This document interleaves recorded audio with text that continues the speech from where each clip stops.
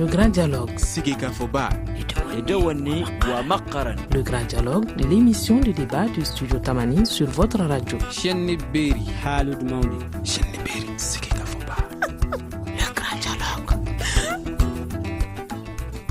Mesdames et messieurs, bonsoir. Au menu du Grand Dialogue 2 ce lundi, la lutte contre les stupéfiants, un sujet qui s'impose par le fait que la communauté internationale a célébré hier 26 juin la journée mondiale de lutte contre l'abus et le trafic de drogue.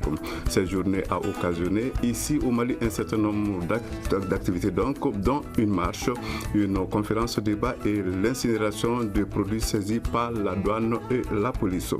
Au-delà de tout cela, cette journée est par excellence l'occasion de s'interroger sur l'évolution de la situation au Mali en matière de lutte contre les stupéfiants. Le Mali est un pays que d'aucuns n'hésitent pas à qualifier de plaque tournante des réseaux de trafic international de drogue.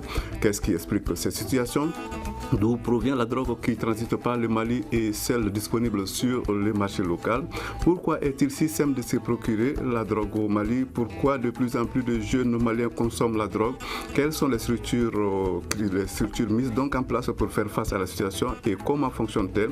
Beaucoup d'interrogations qui attendent donc les réponses. Et pour essayer d'en obtenir, nous recevrons 4 invités. Nous en avons pour l'instant 2 dans ce studio. Le docteur Modi Baba Tembeli qui est addictologue, docteur Souleymane Koulibaly, lui est psychiatre. Alors nous attendons d'un moment à l'autre les 2 autres invités, à savoir le lieutenant-colonel Adam Tunkara, qui est le directeur de l'Office central des stupéfiants. Nous avons donc un invité. Vous allez vous présenter, monsieur? Mamadou Yatassaï, le président de l'association des jeunes pour la lutte contre le terrorisme et la drogue. Alors, Mamadou Yatassaï, qui vient donc de nous rejoindre dans ce studio, est attendu d'un moment à l'autre le lieutenant-colonel Adama Tunkara, qui est le directeur de l'Office central des stupéfiants. À la présentation, Seydou Fomba. Le grand dialogue. Auditrice auditeur, bienvenue. Par sa résolution 42-112 du 7 décembre 1987, l'Assemblée générale de l'ONU a décidé de célébrer la journée internationale de lutte contre l'abus et le trafic de drogue. La journée a pour thème cette année femmes et drogue. Comment comprendre ce choix? Nous posons la question à vous en premier lieu. Mamadou Yatassaï, vous qui êtes donc de l'association malienne de lutte contre la drogue et le terrorisme. Femmes et drogue, vous comprenez ce choix? Oui, je comprends très bien ce choix. Femmes et drogue. Nous, en tant que jeune association de lutte contre la drogue au Mali, on a fait beaucoup d'études au niveau de la maison d'arrêt des femmes qui sont nombreuses impliquées dans ces juridictions par rapport à leur implication du trafic de la drogue. Alors, continuez. Okay. S'agissant de la drogue, nous disons que le thème est un thème porteur en Afrique. On dit que si on étudie une femme, donc ça étudie une famille, même une nation. Si la femme lutte contre la drogue, ça va engendrer dans nos familles et même ça va s'étendre en République du Mali. Ce thème est vraiment un thème porteur.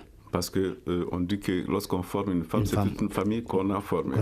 Nous allons à présent entendre le docteur Baba Tembeli, Modi Baba Tembeli, qui est addictologue. Monsieur Tembeli, ce choix aussi, vous le trouvez judicieux, femmes et drogue? Merci, Monsieur Fomba. Effectivement, ce thème, c'est très judicieux, d'autant plus qu'aujourd'hui, il y a de plus en plus de femmes et de jeunes filles qui ont des conduites addictives, donc des consommations de produits. Très souvent qui sont à l'origine de beaucoup de complications, de beaucoup de difficultés. Donc le thème est très bien choisi par l'Organisation mondiale de lutte contre la drogue et puis la toxicomanie. Docteur Souleymane Koulibaly, vous qui êtes psychiatre. Merci Monsieur Fomba et permettez-moi de remercier tous ceux qui nous écoutent à travers vos antennes et en même temps de remercier l'OCS pour avoir fait quand même de son mieux, sinon pour avoir choisi le thème femmes et drogue. En effet, le thème femmes et drogue, sinon la femme et la drogue, c'est un aspect le plus souvent oublié dans la prise en charge dans cette question de drogue. Alors que nous, spécialistes du domaine, on a fait le constat que quand même la consommation des femmes, c'est une réalité des substances. Elles sont consommatrices et en même temps, elles ont un grand rôle à jouer dans la lutte, et tout comme elles constituent aussi un point vulnérable dans la consommation. Donc, c'est vraiment un choix judicieux. Alors, nous avons dans ce studio le lieutenant-colonel Adama Tunkara qui vient de nous rejoindre. Il est le directeur de l'Office central des stupéfiants. Monsieur Tunkara, bonsoir. Bonsoir. Alors, nous sommes à présent sur le thème donc de la journée de lutte contre la drogue. Ce thème, nous l'avons dit, c'est femmes et drogue. Vous, qu'est-ce que vous pensez de ce choix?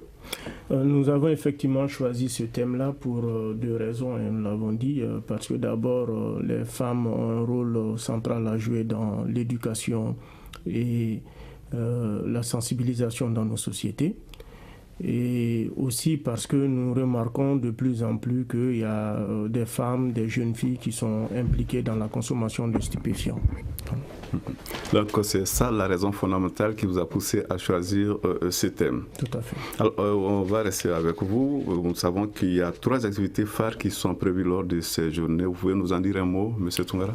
Tout à fait. Nous avons prévu 3 activités. Ce matin, nous étions au niveau de la faculté de droit privé pour une conférence débat avec les étudiants et un certain nombre d'experts sur le sujet.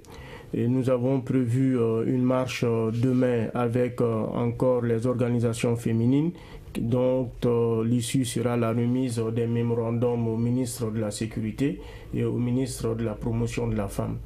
Et la 3e activité sera un peu décalée, mais elle consistera à la destruction de tous les produits qui ont été saisis courant cette année.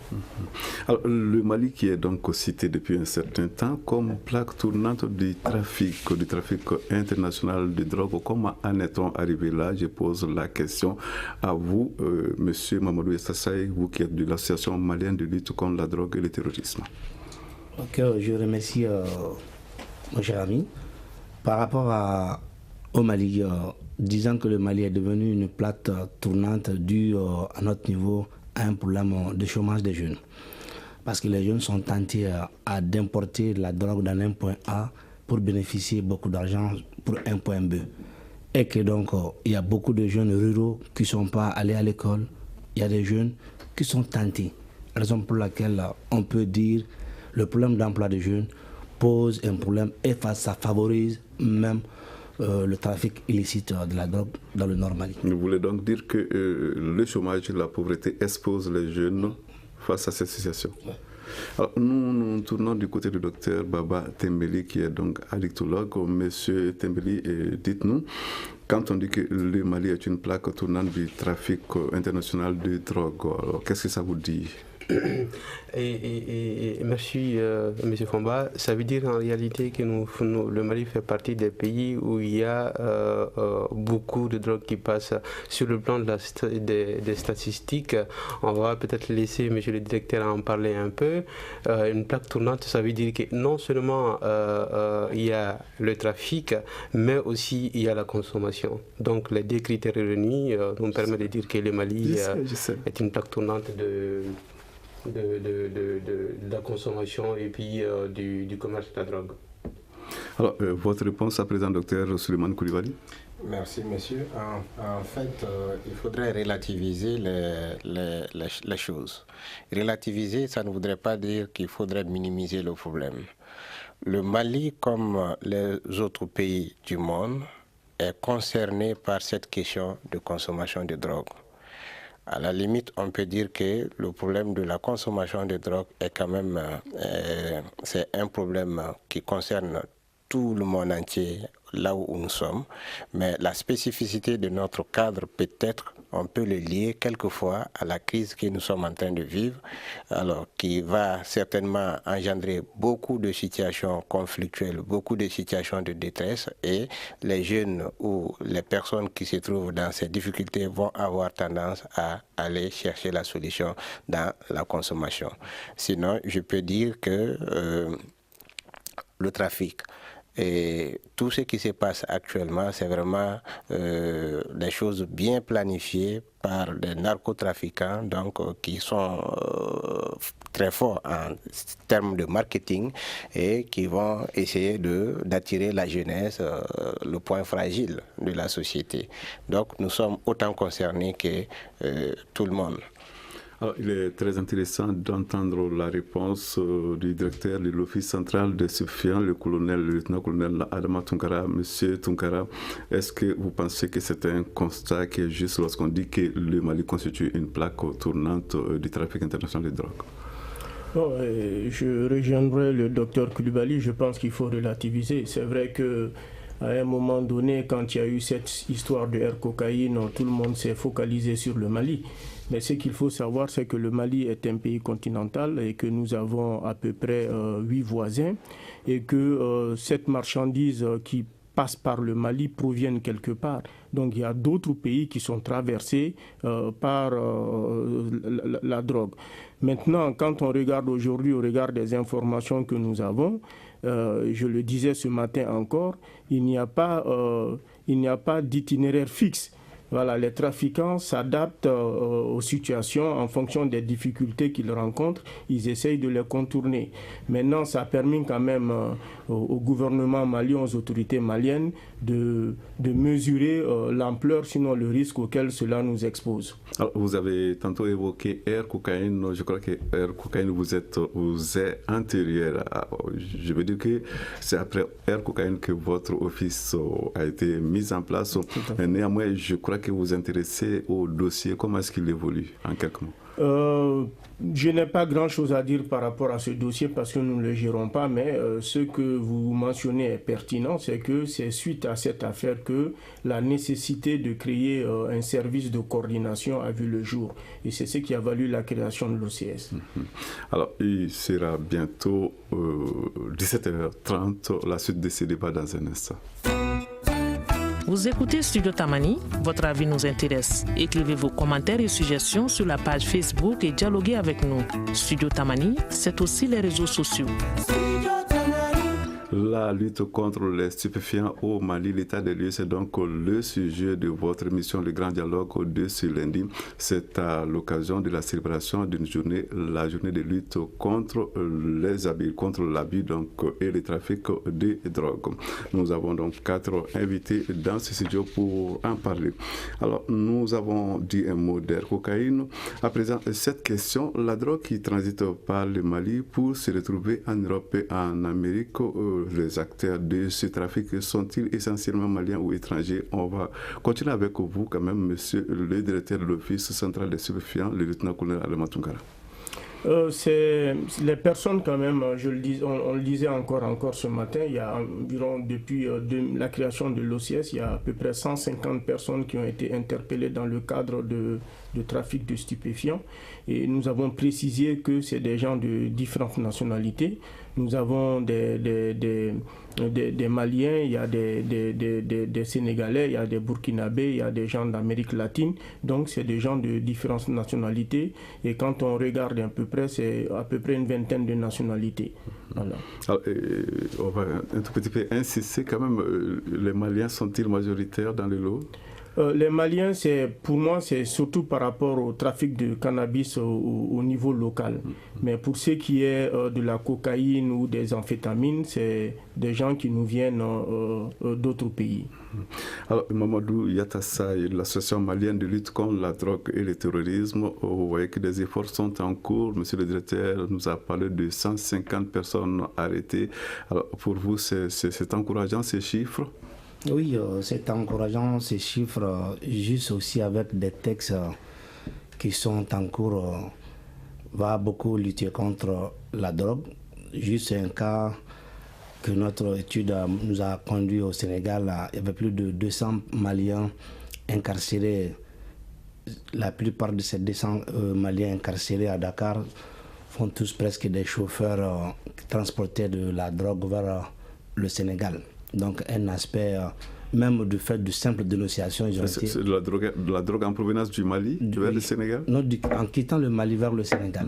Donc il y a beaucoup de Maliens qui sont incarcérés par rapport dans les maisons d'arrêt sénégalais, et dont nous avons le chiffre de 200 à 300 personnes comme ça. Alors, comment leur dossier est traité? Donc, le dossier, là, c'est traité au niveau des juridictions, parce que notre rôle, c'est d'informer les autorités. Donc, on ne sommes pas une structure qui peut libérer quelqu'un, juste de dénoncer et d'informer les autorités compétentes à la matière. Alors, docteur Souleymane Coulibaly, comment est-ce que vous appréciez les efforts qui sont consentis par les autorités pour faire face au fléau que constitue la prolifération de stupéfiants et de la drogue particulièrement? Merci, monsieur. En fait, il faut vraiment remercier les autorités et saluer l'effort qui est en train de se déployer pour endiguer le phénomène. Il faut vraiment remercier et il faut comprendre que c'est une lutte de longue haleine et que les efforts doivent être continuels. Dans ce sens, il faut continuer à doter les structures qui interviennent dans ce domaine de moyens suffisants afin qu'ils puissent assurer leur mission. C'est en effet ce que je peux dire à ce sujet. Sinon, ils sont à saluer. Docteur Modiba Batambeli. Alors, moi, je vais intervenir sur 2 points. Et concernant les trafiquants qui sont arrêtés, ça c'est le volet de la répression. Il y a un volet répression, il y a un volet prise en charge de ceux qui ont des problèmes liés à l'addiction. Maintenant, sur le volet de la répression, les autorités ont fait l'effort, le service a été créé, mais pour le moment, on ne voit pas de service dédié pour le volet la santé. Donc j'attends beaucoup des autorités. Dans les jours à venir ou les années à venir, on verra bien quelle structure sera créée pour accueillir les personnes qui ont des problèmes avec les drogues. Alors, vous êtes addictologue, si je ne me trompe. Parlez un peu, nous, en quelques mots de cette spécialisation. Alors, l'addictologie, c'est une surspécialisation de la médecine qui s'occupe de tout ce qui sont des pathologies liées à la consommation des produits. Et ça, c'est une partie. Il y a l'autre partie qui s'appelle l'addictologie, il y a 2 types d'addictologie en fait. Il y a l'addiction avec les produits et l'addiction sans produits. Aujourd'hui, on va plutôt parler d'addiction liée aux produits qui sont les drogues. Donc, on va plutôt s'intéresser à ça. Alors, est-ce que vous avez un lien avec les centres de désintoxication, non? Alors, les centres de désintoxication au Mali, ça n'existe pas. Il n'y a même pas un service d'addictologie. Mais il y a d'autres services dans la sous-région. Je pense au Sénégal, à l'hôpital d'Antec. Il y a une collègue spécialiste qui travaille dans ce cadre-là. Et en Côte d'Ivoire, c'est en cours. Sinon, dans les pays alentours, ça n'existe pas. Les centres, c'est plutôt en Europe où il y a beaucoup de spécialistes qui travaillent dans ces domaines-là. Alors, les jeunes qui se droguent et qui en tombent malades, où est-ce qu'ils se retrouvent donc au Mali? Comment est-ce qu'ils sont traités? Alors, et si on prend sur le plan sanitaire officiel, pas le traitement traditionnel, parce qu'il faut reconnaître qu'on est dans une société culturellement ancrée dans l'explication. Ceux qui partent chez les tradithérapeutes pour être traités et ceux qui viennent à l'hôpital du Point G, dans les services de psychiatrie, qui sert pour le moment. Dr Coulibaly pourra en dire beaucoup sur ça. Nous accueillons des patients qui ont des problèmes liés aux produits. Donc la prise en charge se passe au service de psychiatrie du Point G. Des efforts en cours, mais trop de drogue sur le sol malien, trop de jeunes maliens qui consomment des stupéfiants, tout le monde se plaint. Alors dites-nous, monsieur le directeur de l'Office central des stupéfiants, est-ce que les autorités ne doivent pas faire plus mieux? Je pense que nous faisons beaucoup d'efforts et ce qu'il faut préciser, c'est que c'est une lutte de longue haleine, c'est un effort continu. Vous savez, tous les jours, il y a des gens qui sont arrêtés, jugés et condamnés. Et pourtant, il y en a qui continuent de commettre des infractions. C'est la même chose. Et ce qu'il faut surtout signaler, au-delà de l'impact sanitaire, c'est l'enjeu financier qu'il y a derrière ces trafics-là. Et pour l'année 2015, déjà, on nous dit qu'en France, le trafic de stupéfiants a généré à peu près plus d'1 milliard d'euros. Et dans le monde, on parle de plus de 620 milliards de dollars. Donc imaginez l'enjeu qu'il y a derrière. Et quand on doit lutter à des gens qui ont de tels moyens financiers, pour un pays comme le Mali, je pense qu'il y a beaucoup d'efforts à faire. Au Mali, on dispose des chiffres. Nous avons donné des chiffres sur les 5 années. Nous avons donné des chiffres. Nous sommes arrivés à peu près à environ 3 milliards. Voilà. Alors, cela est donc vraiment impressionnant et ça montre à quel point il faut encore des efforts pour pouvoir faire véritablement face au phénomène. Alors, beaucoup de Maliens se plaignent également du fait qu'on peut trop facilement quand même se procurer les stupéfiants malgré les efforts en cours. Qu'est-ce que vous pouvez dire à ce sujet? Je pose à vous la question, Mamadou Yatassaï, vous qui êtes de l'association malienne de lutte contre la drogue et le terrorisme. Donc, il y a beaucoup de Maliens qui se plaignent par rapport au mode d'acquisition de la drogue au Mali, parce qu'il y a beaucoup d'endroits qui sont connus de tous, tels que dans les zones de Bakadadji, les gens en parlent beaucoup. Et surtout dans les milieux des apprentis chauffeurs, donc tout le monde sait que donc ils se droguent pour pouvoir conduire les véhicules. Donc les autorités sont beaucoup impliquées. À notre démarche, on a vu même comment sensibiliser les apprentis chauffeurs contre la consommation de la drogue, mais les autorités savent exactement où se trouvent les points de vente. Donc je ne sais pas comment nous, en tant qu'association, on ne peut pas vraiment indiquer à ça. Voilà. Docteur Modi Baba Tembeli. Alors, moi j'étais, en fait, la disponibilité du produit, ça fait partie des facteurs de risque de consommation. C'est-à-dire que plus le produit est disponible, plus on peut facilement être tenté par la consommation du produit. Et on peut dire qu'à Bamako, le produit est disponible. Donc l'intervention qu'on peut faire, c'est la sensibilisation. Dans les pays développés, tels que la France, il y a quand même des lois qui permettent, par exemple, avant 18 ans, on ne peut pas acheter de l'alcool. Avant 18 ans, on ne peut pas rentrer dans un bar tabac pour acheter du tabac. Or au Mali, tout vendeur de boutique va vendre du tabac à un jeune de 13-12 ans. Donc en fait, il y a des lois qui doivent être élaborées et qui doivent être respectées concernant le volet de la répression.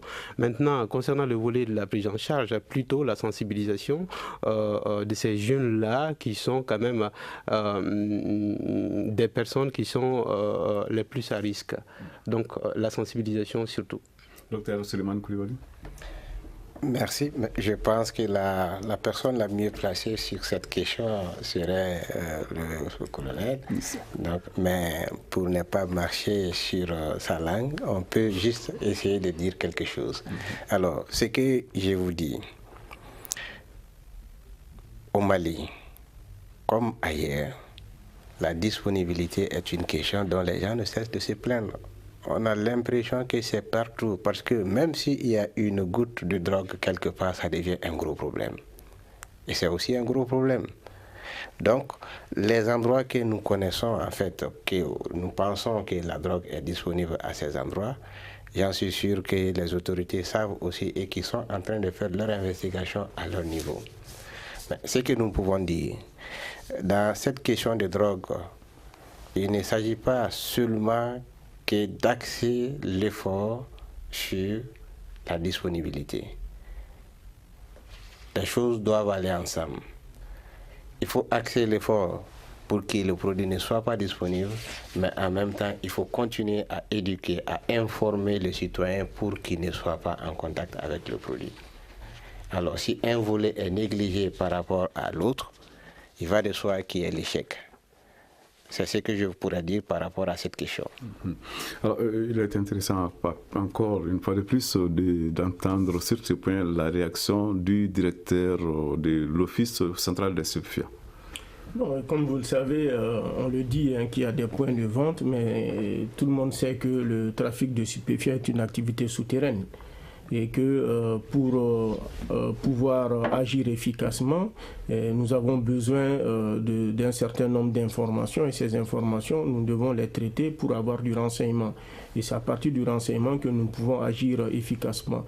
Je pense qu'aujourd'hui, c'est cette stratégie que nous essayons de mettre en place, mais au-delà de l'OCS, nous essayons aujourd'hui de coordonner la lutte avec les autres services. Parce que, comme on le dit, la priorité aujourd'hui, ce n'est pas pour nous les consommateurs. La priorité pour nous aujourd'hui, c'est ceux qui importent ces produits-là. Si nous arrivons à empêcher l'importation, en tout cas la circulation de ces produits au niveau du Mali, nous aurons sérieusement et efficacement agi sur l'offre. La situation est-elle pareille dans toutes les régions du pays ? Non, la situation n'est pas pareille dans toutes les régions du pays. Nous savons aujourd'hui que au-delà de Bamako, où il y a une forte concentration de population, 2 millions et quelques, nous savons que les zones les plus exposées aujourd'hui sont les zones d'orpaillage, dans la région de Sikasso et dans la région de Kaï. Et le nord du pays? Le nord du pays, compte tenu de la situation sécuritaire, nous avons du mal à évoluer normalement, donc il y a des informations que nous n'avons pas, et compte tenu de la situation sécuritaire dans cette zone-là. Mamadou Yatassaye, peut-on évaluer aujourd'hui les dégâts causés par la drogue au Mali? Je dirais que non, on ne peut pas vraiment évaluer, à mon entendement, les dégâts causés par la drogue au Mali. Parce que vu le nord, un espace tellement large qui n'est pas occupé, donc on ne peut pas évaluer, à mon entendement, le dégât causé par la drogue. Mais quand même, c'est énorme.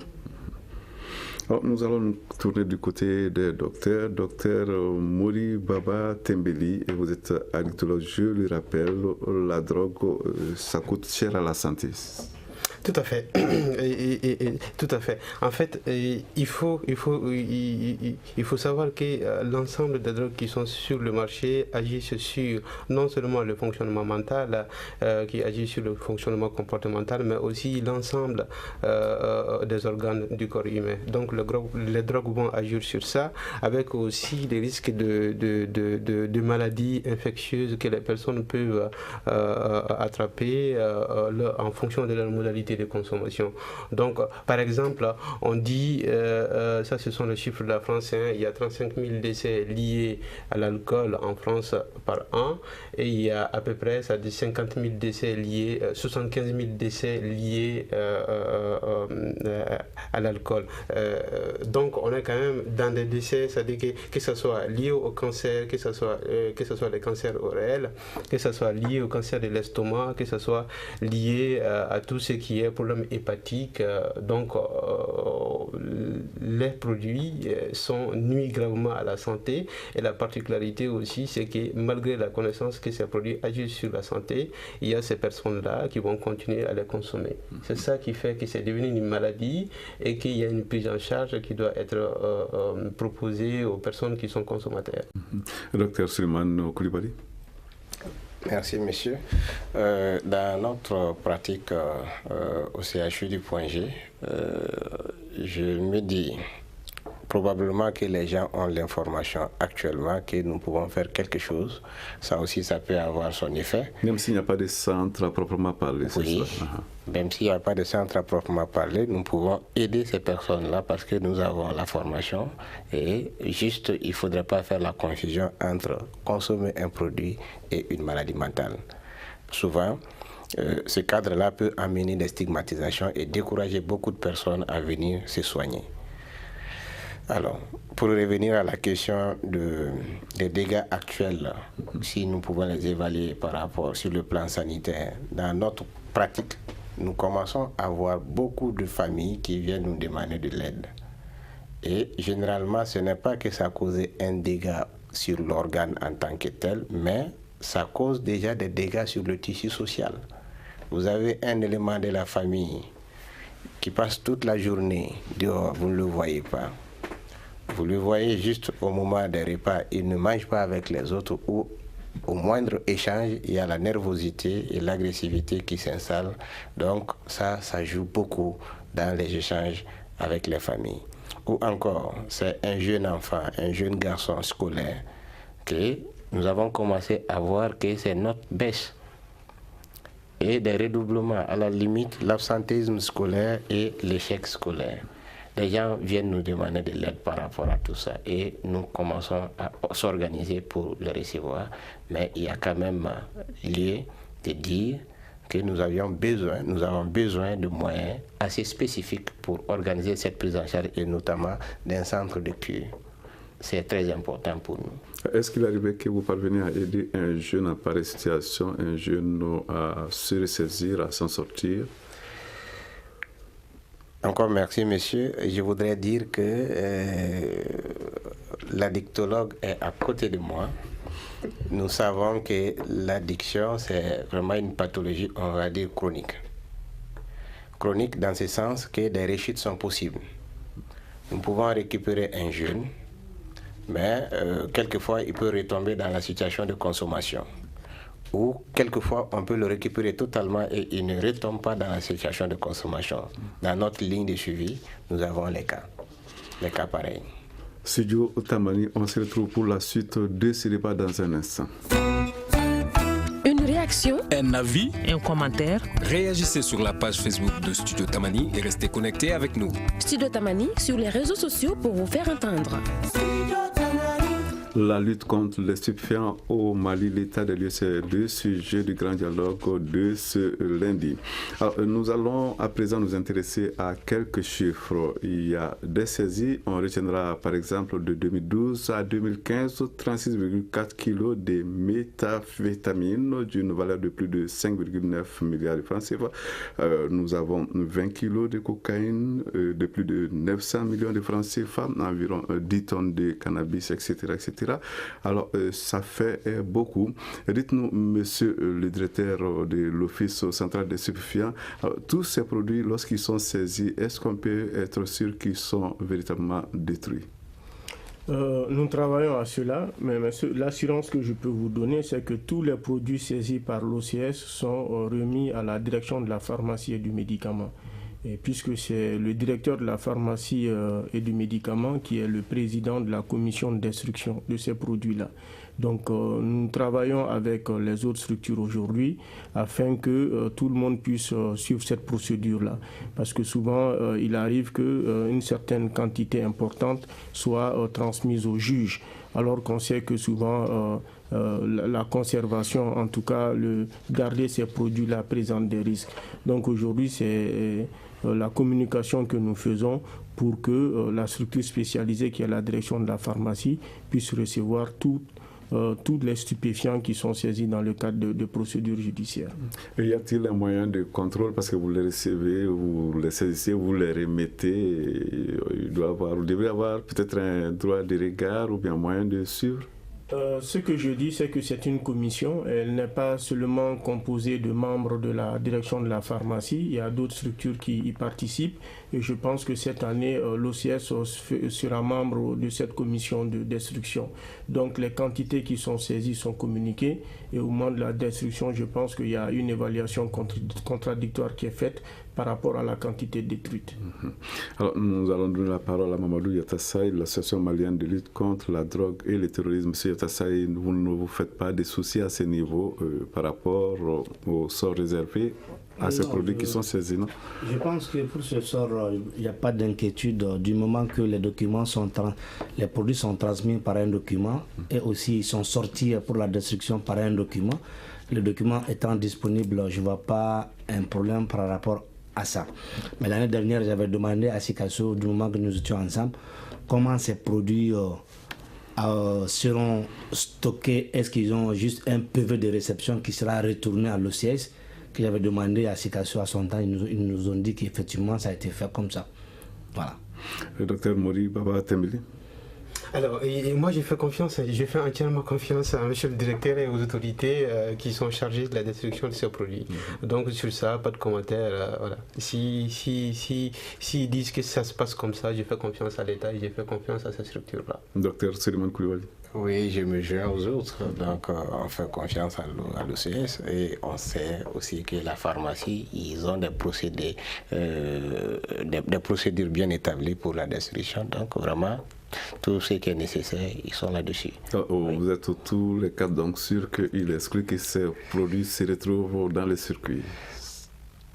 Je veux dire, avec les autorités actuelles qui gèrent ces structures, nous avons la confiance.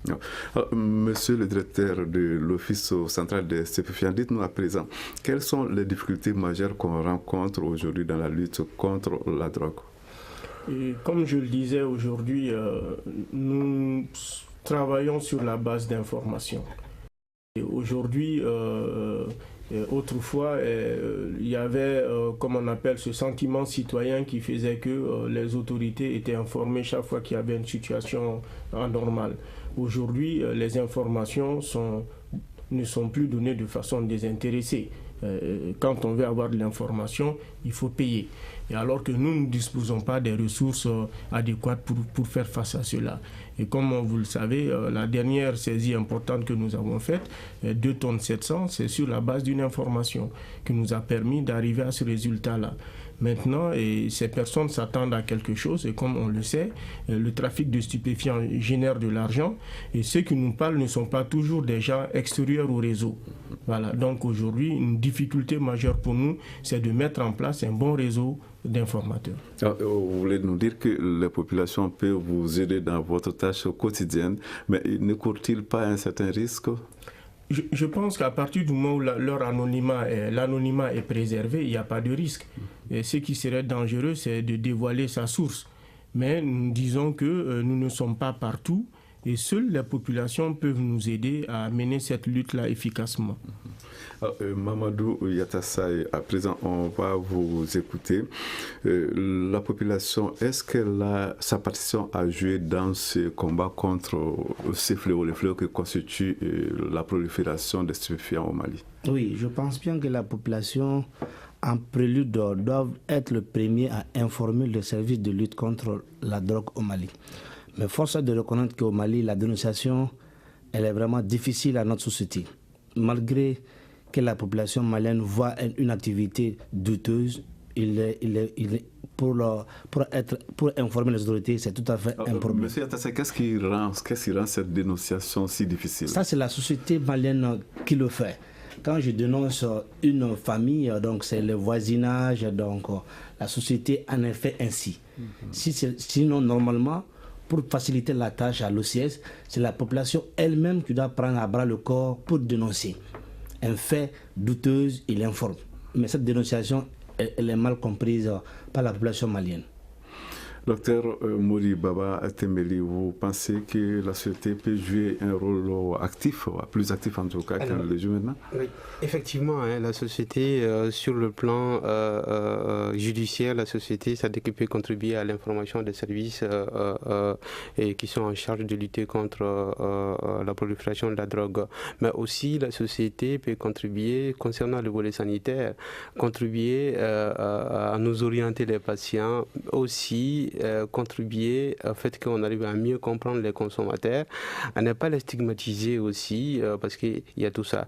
Par exemple, les jeunes que nous recevons, il y a peu de jeunes qui accepteraient de donner le nom de son dealer ou le numéro de téléphone de son dealer. Dans la prise en charge, on traite tout ça. Est-ce que vous gardez toujours le numéro de téléphone de votre dealer? Si oui, est-ce que vous voulez supprimer le numéro de téléphone de votre dealer? C'est tout un processus.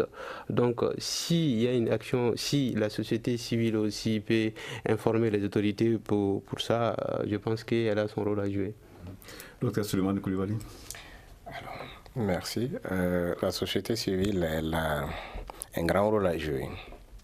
Comme le disait monsieur le directeur, elle doit assurer l'information aux autorités compétentes.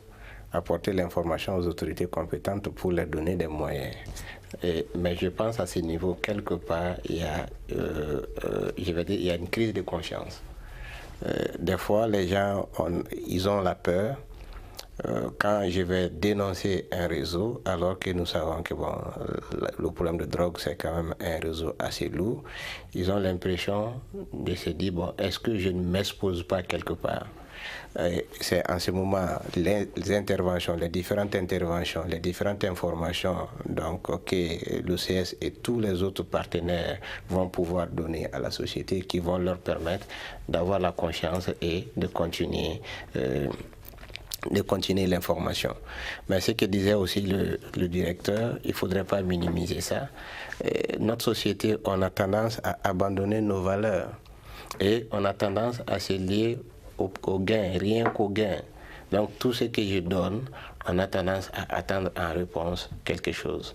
Et c'est de là où vraiment nous pouvons dire que le pire peut aussi arriver. Il faudrait que cette action soit une action désintéressée et que les gens soient assurés de l'anonymat, du professionnalisme des gens qui interviennent sur le domaine. Lieutenant-colonel Adama Tunkara, dites-nous à présent, est-ce qu'au niveau du personnel, vous avez des problèmes, des insuffisances? Parce que nous avons par ailleurs appris que vous vous apprêtez à lancer d'autres centres ici au niveau de Bamako, à l'intérieur du pays. Essentiellement, pour parler d'antennes, nous avons des antennes dans chaque capitale régionale. Aujourd'hui, nous sommes à 50% de nos effectifs et nous pensons d'ici 2020 à atteindre notre effectif maximum. Alors, qu'est-ce qu'il faut, de quoi faut-il faire une priorité? La priorité, disons, la répression ou la sensibilisation, ou alors il faut aller avec les deux, monsieur le directeur? Moi, je pense qu'il faut aller vers les deux, parce qu'on parle d'offres et de demandes. La répression au niveau de l'offre et la sensibilisation au niveau de la demande. Si les consommateurs sont suffisamment informés des risques que cela peut leur causer, je pense que beaucoup prendront des précautions avant de se lancer dans cette aventure-là. Mais pour l'offre, j'ai dit qu'il faut de la répression parce que derrière, ce n'est pas l'impact financier qui les préoccupe, c'est le gain. Comment amasser suffisamment d'argent sur la misère des autres. Donc à ce niveau, je pense qu'il faut aller avec les deux leviers.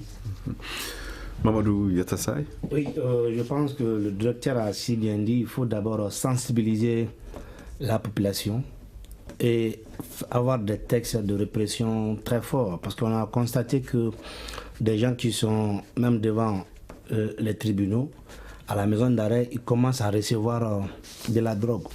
Donc si chacun de nous sensibilise à fond par rapport à la consommation de la drogue, ça peut beaucoup diminuer l'impact de la consommation. Sinon, la répression seule ne peut pas vraiment mettre fin à la répression. Le docteur Modi. L'histoire d'une... Continue rapidement. L'histoire juste d'un petit garçon qui sortait de la maison, en revenant, il a beaucoup d'argent. Sa maman lui demande à mon fils, qu'est-ce que vous faites? Il dit, non maman, je vais travailler au boulot. La maman a dû amener les policiers chez lui comme moi. Moi, je ne fais pas confiance à mon fils. Chaque fois qu'il sort, au retour, il a beaucoup d'argent. Donc, il était impliqué. Si sa maman n'avait pas dénoncé, c'est pour pouvoir empêcher que son fils n'aille en prison. Donc, il a voulu vraiment dénoncer les pratiques de son enfant. Voilà. Docteur Moudi Baba Tembeli. Effectivement, il faut prendre l'exemple sur les pays qui ont développé des grands services de répression, comme les États-Unis, la France, l'Allemagne, ou la Suisse, ou l'Irlande. Ce sont des pays où la loi, à la limite, il y a des gros services. Je parle concernant la France de la mission interministérielle de lutte contre la drogue et la toxicomanie, qui est un gros budget, où l'ensemble des volets, comme a dit M. le directeur, est impliqué, que ce soit le volet judiciaire, le volet sanitaire. Les deux vont ensemble. Et il ne faut pas prendre, c'est-à-dire qu'un volet, que le volet judiciaire soit prioritaire, c'est-à-dire que le volet sanitaire. Non, les deux vont ensemble, d'autant plus qu'au Mali, il y a les vendeurs, il y a aussi les consommateurs. Donc, on s'occupe des consommateurs qui ont des troubles et on s'occupe aussi des vendeurs. Une dernière minute que nous allons attribuer au docteur Suleiman Koulibaly. Monsieur Koulibaly. Merci, monsieur. En fait, c'est pour dire la même chose que les autres. Les deux volets, ils sont totalement indissociables. Si on les dissocie, c'est l'échec. La sensibilisation, ça doit se faire. Ça doit se faire au niveau de nos scolaires. Parce que c'est là où on a des expérimentateurs, des gens qui vont tenter l'expérience de la consommation. Il faut arriver à ce point. Il faut que les enfants aient la bonne information et il faudrait que les parents soient là pour les accompagner pour qu'ils ne tombent pas dans l'expérience. De l'autre côté, comme le disait le directeur, il faudrait jouer sur l'offre. Il ne faudrait pas que l'environnement soit pourri par la présence des substances. Donc, en jouant sur ces deux volets, nous pouvons quand même réussir à faire quelque chose dans cette lutte. Voilà, c'est donc tout pour cette émission consacrée à la lutte contre les stupéfiants au Mali, un sujet d'actualité avec la célébration de la journée internationale de lutte contre l'abus et le trafic de drogue. On répondit à nos questions. Le lieutenant-colonel Adama Tunkara, le directeur de l'Office central des stupéfiants, le docteur Modi Baba Tembeli, qui est addictologue, le docteur Suleiman Koulibaly, psychiatre, et Mamadou Yatassay, qui est de l'association malienne de lutte contre la drogue et le terrorisme. À la mise en onde, il y avait Fili Dambélé, régie vidéo Nouhou Djiré, à la réalisation Ousmane Djadjetou, représentation Seydou Fomba. On se retrouve demain pour un autre sujet, et Inch'Allah en langue peul. À demain.